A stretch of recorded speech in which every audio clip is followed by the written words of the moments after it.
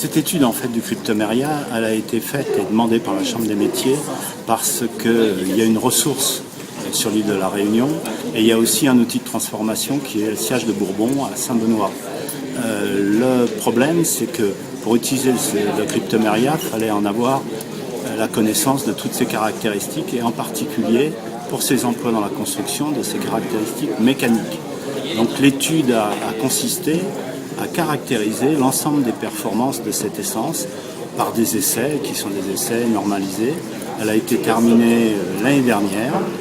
Elle a mis en évidence que le cryptoméria avait de très bonnes qualités en usinage, qu'il était facile à sécher, qu'il pouvait avoir une finition de qualité et qu'il avait des résistances mécaniques permettant son utilisation dans la construction, sous réserve bien évidemment de mettre en œuvre des calculs spécifiques tels que ceux qui sont normalisés et qui sont dans les documents techniques unifiés par exemple.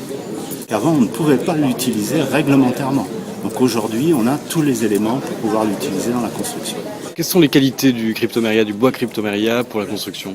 Écoutez, c'est un bois d'abord qui est léger. Alors, ça veut dire que sur le plan de la manutention, c'est un élément de facilité. Mais bon, c'est peut-être peu important, mais quand même, c'est à prendre en compte.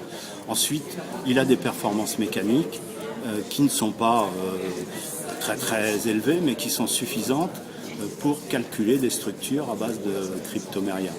Il peut aussi être utilisé en élément de mur de maison saturbois par exemple.